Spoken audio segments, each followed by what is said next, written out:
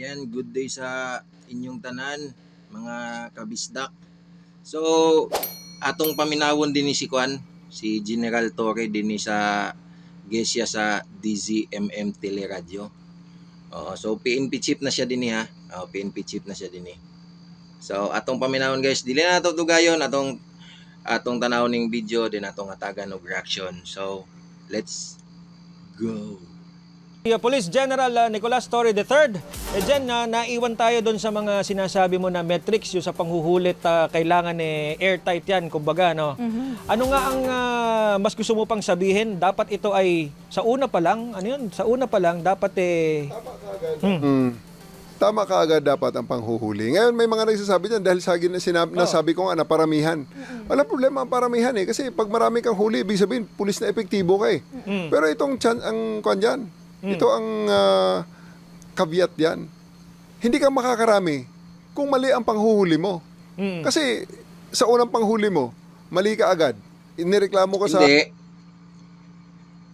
Merong mga pulis na mga, alam mo na General Torre, yung mga iskalawag na mga pulis, na bisan mali ang huli, mo jud ang ilang modus jud na ila jud ni kuanon kanang ilang mga estilo nila is bisan walay violation tong tao, ila jud hulihon for the achievement or for accomplishment.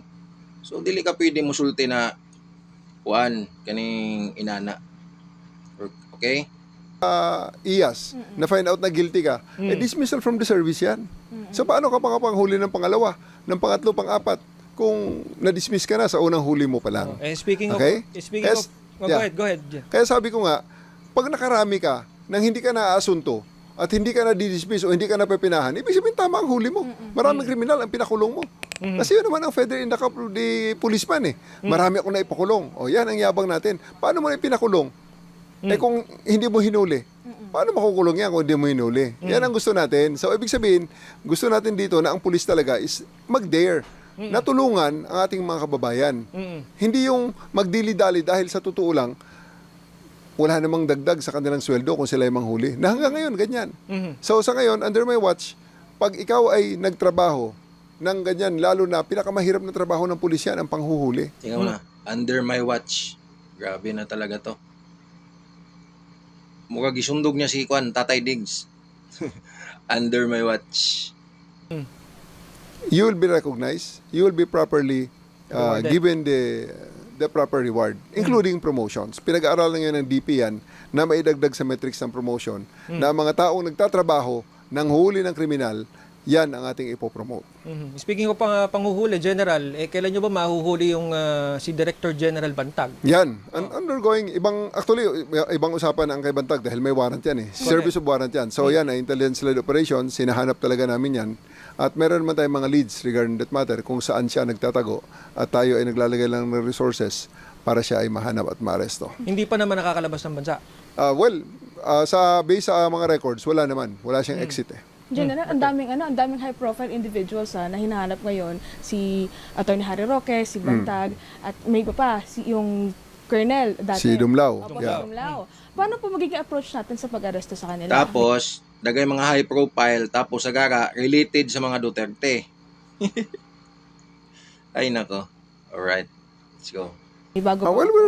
Nakita nyo naman panghuling ginagawa natin pag high profile Ginagamitan natin ng intelligence talaga at saka kung may resistance, talagang ginagamitan din natin ng puwersa para hindi na sila makapalag at the end of the day, mahuhuli natin sila at mapadala kung saan sila dapat dalhin. And most of the time, it is always in jail. Nasaan na ba tayo ngayon, General? Dili kay siya tanto labud ba? Manulti. Well, iyaman ang pagsabot. So, wala tayong mahimo na. Mo maiyaha. Tapos PNP chief ni siya karon. So, di na nanda mo kuan mo. Wala na no choice ta. Di ba? Okay, let's go. Sa paghahanap doon sa mga yon. Well, ongoing yan. Kahit ano sa CIDG ako, ginagawa na namin yan.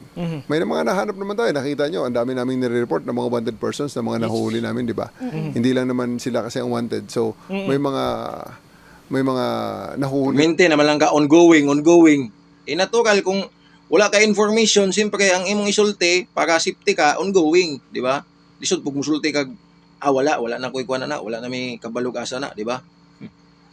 Right, let's go. Yung tayong iba pa na mga wanted na nandyan at large na dapat ay ibalik sa within the jurisdiction of the court, and they can only be brought to the jurisdiction of the court if they are first arrested. General, sinasabi mo sa mga tauhan mo dapat proper ang arrest. Do you think, sir, maraming bumatikos nung pagkaka-aresto mo kay former President Isa, jurisdiction with the court daw. Sulti-sulti siya kakaw nog jurisdiction with the court. Ha? Jurisdiction with the court. Katubang si former President Duterte sa katong pagwarat of arrest nimo. Gatagan ba nimo siya og jurisdiction of the court? Ha? 'Di ba? Wala. Tapos grabe ka sit up jud kayo ang planado jud kay nila. Kay pagka tomorrow ato is Saturday, so walay government na mga na nagtrabaho kay Saturday, kay Monday to Friday raman ang government, lalo na sa mga office, di ba? Tapos mo yung kag jurisdiction with the court dalon nimo. Wa man gani mo gidala si former President Duterte. Ay nako tore. Right, let's go. Rodrigo Duterte. What are your stand there? Proper? Well, until now, I really will insist that we did everything by the book. We did everything within the ambit of the law. Now, kung may mga nagsasabing otherwise, gaya halimbawa ng Senate Committee on Foreign Relations, they filed a case in the Ombudsman where we are filing the appropriate pleadings in the Ombudsman. At hihintayin natin kung ano sabi ng Ombudsman regarding that matter because hindi masabi ng Senate. Okay. Hintayin mo lang. PNP chief. Lahat naman may araw di ba? Lahat may kanya-kanyang araw, oras yan, di ba? Hintayin mo lang. Kasi kung sasabihin mo na wala kang mali, kasi ang sasabihin niya dito, wala daw siyang nilalabag. Anong wala kang nilalabag? Mismo mga abogado na nga mismo nagsabi, maraming abogado na nagsabi, kahit yung mga abogado na hindi maka-Duterte, nagsabi na nagbigay ng reaksyon, opinion, na hindi talaga tama yung ginawa ninyo sa pag-aresto ng dating Pangulo. Huwag mo na kasi i-insist. Diyan ka kasi mas the more ka galit na galit yung taong bayan dyan Yung mga pag-i-insist mo, talagang gusto mo masunod yung gusto mo, yung paniniwala mo. Yan yung alisin mo sa sarili mo. Dapat ka namang matuto ka namang unumwawa, matuto kang umintindi. 'Di ba? Dili kay sigig kuan, paminaw lang og sugo. Kabalo naman ta, nagisugo ka man jud ka. 'Di ba? Kabalo naman ta. Tapos no choice pug ka. So, bisan kabalo ka na mali ang imong gihimo, gi-perform didto, no choice ka kay tungod siyempre, administrasyon na karon, power kay na sila, kay nasa gahom. So, nagsalig lang po ka, kay ang magpanalipod sa imo, ang administrasyon, di ba? Mo manay, labing klaro. Kay kung si BBM, di lang na presidente, tapos suguon kag inana, ay, abi ni mo General Torre, kasayod ko sa imo, kabalo ka, ug unsay tinuod, ug unsay mali, ug unsay tama. Di ba? Galing lang, nagsalig lang po ka kay ang namalipod sa imuha ang administrasyon. Kay kung wala na sa administrasyon nang nagsugo sa imuha, kung kumbaga di na siya presidente, kumbaga senador lang, well, buhaton ba nimo? Magduduwa ko, di ba? I doubt. Okay, let's go. Committee on Foreign Relations ng chairman na tama siya because she is not a judge. And ang kanyang na-find out at mga sinabi sa report na yun ay mga opinion niya rin lang. So in short, hintayin mo talaga. Hintayin mo lang. Aabot din tayo dyan. Aabot ka dyan. Hintay lang. arrest and pagpapalipad mo kay former President Duterte is proper? Definitely, 100%. I believe that it is proper and it is done within the ambit of the law. And then na-mention mo pa nga dyan, kayo pa nga ang nagbigay, di ba, doon sa interview ko sa'yo, na pinagbigyan mo siyang maupo doon sa intended for the current president. Ay nako. So nituo jud siya na sakto jud dito yung gibuhat daw. Well, wala pa man po'y kwan pod, wala pa man po'y resulta sa kwan, ombudsman. So hulat lang sa resulta sa ombudsman kay kita po, di man pud ta abogado. Pero daghan ay mga abogado mismo nagsulti. Daghan kay lapsis. Sa imong pag-aresto kay former President Duterte, dagay mali. Dagay lapsis ang imong gibuhat. Ha? So di na nato na i-insist pero mo lagi pud na. So wala pa may resulta pud sa ombudsman. So ulatan jud nato ang resulta sa ombudsman. Mo ra jud nato makuan dia. Makuha na to, mahimo na to dia, di ba? Na magulat ta sa result. Okay, let's go. Yeah. It never happened to any other fugitive except him. So talagang sa kanya lang nangyari yun na pinagbigyan pa natin na maupo dun sa presidential chair. Hindi naman siya presidente na eh. So maraming at napakatagal naman ng negosasyon doon, 12 oras. So it's really very, very big leeway for him. It's very grabing accommodation yun para sa kanya. Because under normal circumstances. Teka muna. Sinabi niya kasi dito, hindi naman siya presidente na noon eh. Okay, let's say, hindi na presidente si President Duterte, pero, come on, former president yan. Dili ba pasabot ka ron, butato, dili naka-presidente, dili naka-entitle, na magunit ka og name na former president? Di ba entitled ka na former president? So, bisan pag dili na siya active or dili na siya ang presidente karon sa ngalan na former president na siya, presidente gyapon na siya. Kay ang title ana niya nahimo gyapon na siya presidente. Di ba? So di na mawala siya, presidente gyapon na siya. Pares jud sa imuha kanang mga PNP chief pares ni Bato, ni-retire na si Bato, pero sagara na mas well known siguro si Bato, mas well known man siya og gitatawag og Bato. Pero except sa kana na pangalan na Bato na well known siya is nahimo gyapon siyang PNP chief. So entitled gyapon siya na bisan dili na siya PNP chief karon, di na siya active, retired na siya, pero pwede pa gyapon siya tawag og former PNP chief. So, nagyapon siya PNP chief. So, dili ka pwede mo yung di na siya presidente. Tama, literal, di na siya presidente, pero with all due respect na lang pod. Di ba? Abi ba kung na mo disiplina, PNP? Samot na si Kwan, PNP chief. Hatag pod og courtesy, PNP chief. Kay lisod biya po na General Torre na dili ka maghatag og courtesy. Nahimo biya ng presidente. Mo ganang former president gani ang title ana. Di ba? Ay nako. Right, let's go. Hindi ganun yun. He would have been hauled off to a vehicle that will bring him to jail. Yeah, kaya nga hats off to you, General, tsaka kay General Fajardo that time. Talagang hindi ka iniwanan. Ano? Yeah, Talagang maraming nasa tabi salamat mo. din sa inyo at Pareho na-recognize hindi niyo. natulog. Talagang nakita ko mulat na mulat pa. Tapos pag nakasagot talaga namang medyo... Tika mo na, bring him to jail. Pero, nga wala man ninyo giadto sa, nga wala man ninyo gipriso. Kay niyong kadini, bring him to jail. Ang pangutana diha, giadto ba, priso ba ninyo si Duterte? Mas madawat pa sa mga abogado, mas masabtan pa sa mga abogado kung imong giwaran of arrest si Duterte tapos gidala dito sa police station, then gidetain. Kana, pwede pa na. Pero ang imong gibuhat man jud, wala nimo gipriso din eh. General Torre, PNP chief, wala nimo gipriso din eh.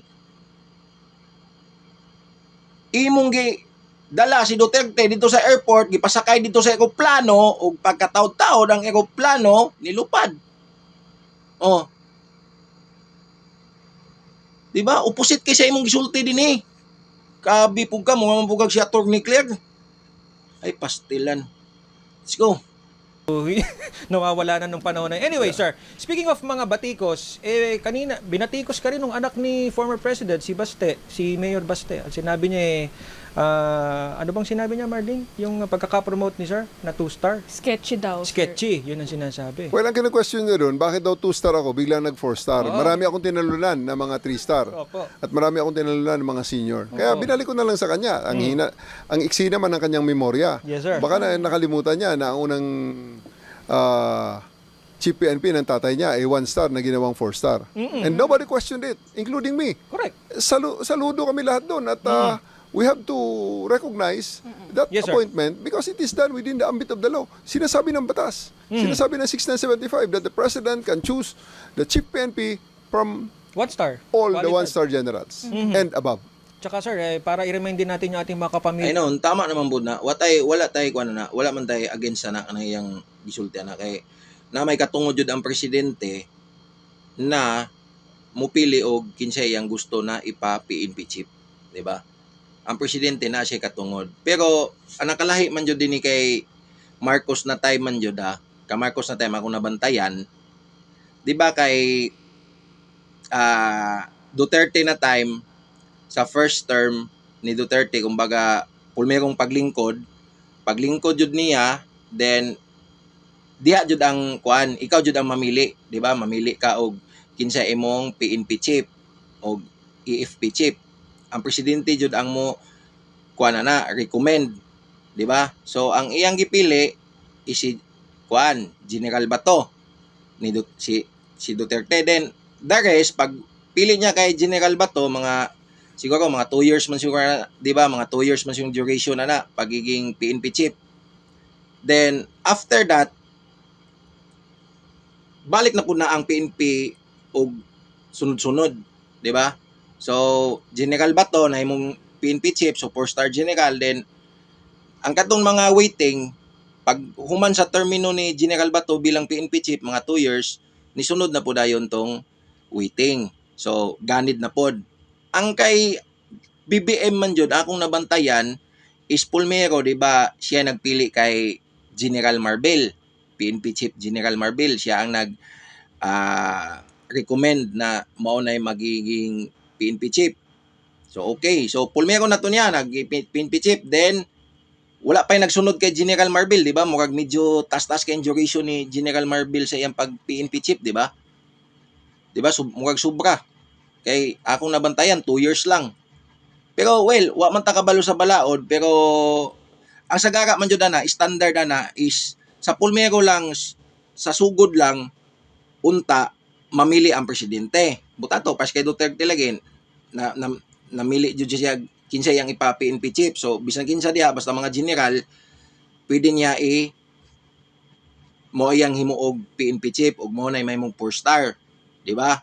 So, katong mga waiting, dili to sila pwede mo alma kay tungod naman sa balaod na pwede mamili ang presidente.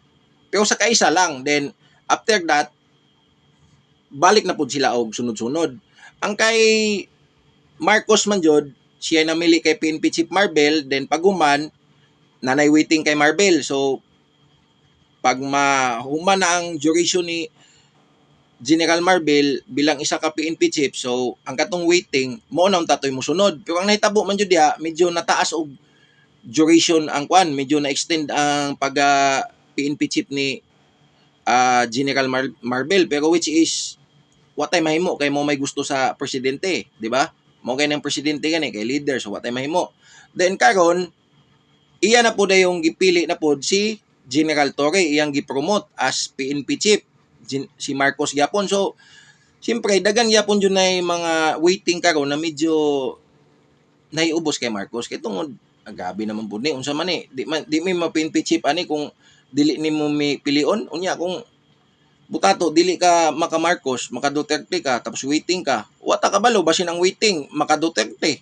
So mo nang gihimo ni Marcos siguro, di ba? Wata kasayod kung ang waiting basin maka Duterte, naibal-an nila na Duterte ang waiting. Ibali ang waiting unta na mo PNP chief, di ba? Pagkahuman ni PNP chief Marbel, ang katuntang musunod automatic din to dayon ang katong sunod ni katong waiting mo to'y musunod kay General Marbel as a PNP chief. So, karon siguro, basin katong waiting, maka Duterte, maunang ang gihimo na nahakbang ni BBM is gipromote niya si General Torre tapos gimo niya og PNP chief. So katong nagwaiting, hilak na lang to. Di ba? Pastilan. So pero amatay kuan kay naman sa balaod. So dili tagin sana. Pero medyo kuan lang jud ba kana gani mo ka greedy lang jud. Luoy po tong mga kuan. Dili pas ka Duterte na nahatagan jud og si Albayalde, nahatagan jud sila gigayon. Kay mga waiting man to sila. So alright, let's go. At saka mga kaserbisyo, si dating Chief Purisima, 2-star. Sinundan siya ni General Marquez, 2-star din. Yes. Tapos si Sir De La Rosa, General De La Rosa that time, 1-star. And then Oscar Albayalde, 2-star. Gamboa, General Gamboa, Cascolan, 3-star. Then De Bolsinas, 2-star. General Eliazar, 3-star. General Carlos, 2-star. Si Oscar Albayalde, dili na siya gipili ni Duterte. Wala na siya dili na siya ingon na gituyo siya pili ni Duterte kundi mo na siya mga waiting list si Albayalde. Ibali pag humani ba to, waiting list na si Albayalde. So but pasabot ana pag human sa termino ni Bato as a PNP chief mga more than 2 years man yata or 2 years nada sa 2 years ang katason as a PNP chief. So after 2 years naog si Bato as a PNP chief, retire na siya, then amupulya na katong waiting. So ang waiting ato na time is si Albayalde. So automatic si Albayalde jud mo PNP chief. Dili na moingon si Duterte. Pero depende pa rin gyapon sa presidente gyapon. Pero kay Duterte wala na siya na mangikialam ato. So ganid-ganid na din to dayon. So ang iya lang ato is sa pulmero lang siya namili na si Bato iyang himuog PNP chief. Okay, let's go. And General Azurin, 3-star to 4-star. And then Acorda, 2-star. And then sinundan mo, sir, si General Marbil, 2-star din. Naging 4-star, di ba? Kaya dapat magpasalamat si Baste sa'yo. Magbayad siya ng tuition para sa leksyon na yun. Hindi siya marunong magbasa eh. Di ba? Parang aiksi ng kanyang memorya at batikos lang siya ng batikos na sa bagay, nakikita naman natin sa social media, binabanatan naman siya ng mga netizens. Kasi hindi naman bobo ang ating mga kababayan. Matatalino ang mga iya ba yung Pilipino. Biklon? Except maybe siguro sa ilang kagaya niya na hindi nagbabasa na o hindi nag-updated or may selected amnesia na talaga sinasadya. Alam niya ang totoo dyan. Kaya lang, para lang makabatikos. Mo ni nakamali ni mo, General Torre. Mo ni nakamali ni mo is abi ba na kung professional ka, di ba? Siya musulti, maki-professional ta. Disiplinado ta. Pero sa mga hirit lang ni Mayor Baste is medyo Vice Mayor Baste medyo murag kahilako na ka. Tapos ikaw murag mubalos jud siya ba, di ba? Mubalos siya og kuan jud pod, mubalos jud pod siya og wisik. So dinhi nimo makita na kung manulti daw kung kaning yang gipangsulti na moingon siya disiplinado, professional. Pero para sa kuha kung professional ka dapat dili inana na way ang imong paghatag og kuan, pagtubag sa issue, di ba? Kung professional ka mo ingon lang ka sagdahi lang na si kuan Vice Mayor Baste kay syempre ang iyang emotion sa nahitabo sa iyang papa, syempre medyo na siya kasuko sa kuwaso. Sagday lang na siya. Kay normal man ang inana. Do dapat inanabi professional ang imuha mo balos man pudayon ka, di ba? So mo na usay di jud kay kumukuha na ni PNP chief naman siya. So wala tay mahimo. Ato na lang jud siyang i-respect as a PNP chief karon. Pero ang akong respeto siya out of 100% na lang sa 70%. Kay tungod political man gyapon ang iyang intention jud, bisan na PNP chief na siya. Tapos patulan pa gyapon niya mga banat ni Baste. So ikaw na PNP chief ka karon, dili na dapat nimo buhaton. Dapat ikaw be wise na ka, be professional na ka manubag, di ba? PNP chief na ka, dapat ikaw ang pinakataas sa mga pulis, be a model. Ay nako. Right, let's go. susubukan niyang lumusot. Hindi nga lumulusot ngayon sa ating mga kababayan. Pero sir, are you looking forward to make peace with Vice President Sara, kay Baste? Hindi ko sila personal na kaaway, ha. Wala tayong pinapersonal dito. All the rest is everything are just these are all just part of doing our job. We have our roles to play and we are just playing it in accordance to the script that was given to us ng buhay. Ito ay Well, isang tama naman. drama ng buhay na may kanya-kanya tayong mga gagampan ng mga papel. Dili nimo sila personal na kaaway, pero personal nimo sila na target. Di ba? Tama siya. Dili niya personal na kaaway ang mga Duterte. Samot na ang mga anak ni Duterte. Dili niya personal na kaaway. Pero personal niya na target. Kay tungod sa gisugo siya sa iyang amo, boss amo manager. Alright, let's go. At talagang pinapapilan natin ang mga to. So, ngayon, nakikita natin, kami ay law enforcers. So, I just have to enforce the law. Sila naman ay may sarili ng mga papel. Kung ngayon, if they choose, Script ha? Unsa man na script ha? Script. Ikaw na nagsulti ha? Tagungan na imong mga tubag diha. Kay ikaw kay ma-slide. Ikaw kay ma-slide. Mo ka pinagbantayanan sa mga samot na mga media. Di ba? Samot na mga vlogger. Mo na ibantayanan. Samot na mga political vlogger. Mo na ibantayanan. Script. Ay, na, juday script, juday ay. Naitabo. Di ba? Okay, let's go. to play it na batikusin kami, walang problema doon. There's nothing personal about it. Kumbagay, trabaho lang, walang Yes, personal. po. Go ahead, partner. So, Oy, something smells so fishy. Something's fishy. So, ginaganapan na papel. So, pinapapila natin to. So, ginagampanan nila yung papel na gusto nilang gampanan. So, may naadyo na script. Siya na mismo nagsulti, dili ako. Okay, let's go. hindi reward, sir, ang pagiging chief PNP. Well, Grabe naman po ni si. Grabe naman po gati, oy. Grabe naman po musulti si. So, hindi reward, sir. Yung pagiging natural reward. Pero ang abalo po kaga mga media biya kabalo ka kaning media gani mangutana or kana ganing impronto na murag muprangka sila sa imuha. Inana. Para sa tungkuan. So, hindi reward, sir, yung pagiging PNP chief. So, murag, kuan lang ba, gibaliktad-baliktad lang ang pangutana. Pero, in short, bisan katong kining reporter din na babae, kabalo dyan siya na reward. Pero, ang iya, bitik-bitik lang ba? Then, well, dili pod maka-offend ba? So, tanaw na to ang kuan ni General Torre din niya. Tubag. Let's go. it is, I would like to believe, sabi na nga ni ES, merit-based ang seleksyon ng ating presidente. I really cannot second guess Isulti na, reward lagi. the reasons of the president for choosing me. So, I just, sufficient to say, I don't question the wisdom of the president. I just thank him for this position and trust and confidence that was given to me. And I intend to na talagang gagampanan ko ito sa lahat ng sa lubos ng aking makakaya. Sir, nung ikaw ay district director pa lamang ng QCPD, marami na ako nakakausap ng mga junior So, officers. They look Murag, kuha na guys, lahi na, kuha na da. So, din lang sa takutob guys, kaya medyo, diya na portion, kuha na, medyo out of kuha na. Kining, di na kayo na to ingon na mataga na to reaction kay medyo out of topic na. So, murag dito lang dapitan na part ang atong kuanan kay medyo tas-taas man jud ni siya kung ato pangumanon kay murag ni kuan ako ni mag 30 minutes sa ta medyo tas-taas ng video nato. So, dinhi ka kutob guys no. So,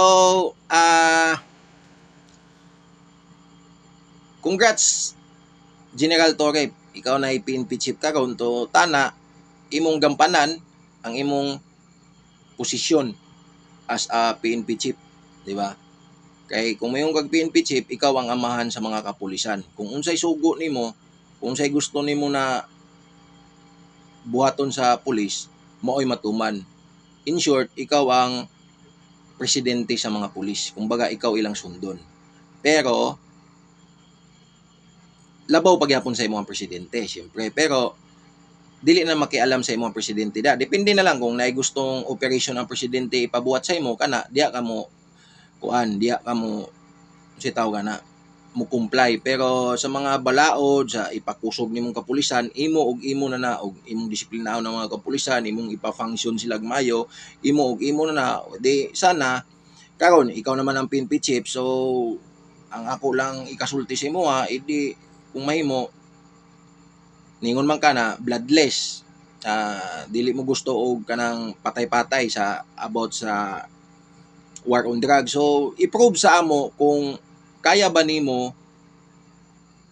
i-stop or limpyohon ning war on drugs nasama sa nahitabo kay sa panahon ni former President Duterte. Kay well, kasayod man jud ta sa panahon ni former President Duterte, medyo na-stop man jud ang drugs. Dili totally 100% na stop, pero around 80% na undang ang pagbaligya sa mga bawal na gamot. So karon i-prove sa mua na ang kaning inyong strategy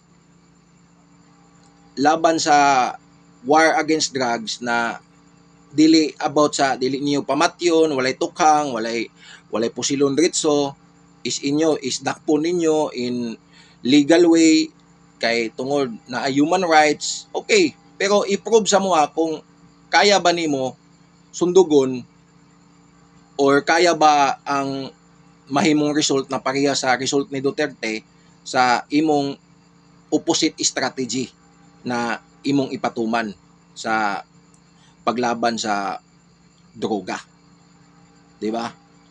Kay kung ma-prove nimo na masulbad man pud ay ang kuan sa paglaban sa droga di ay kung bisan walay patay-patay na pang prisuhon lang, pang dakpon, masulbad man pud kay mao may gibuhat ni General Torre. So i-prove sa taong bayan na kaya nimo na opposite strategy sa gihimo ni former President Duterte na gabi is mga patay-patay.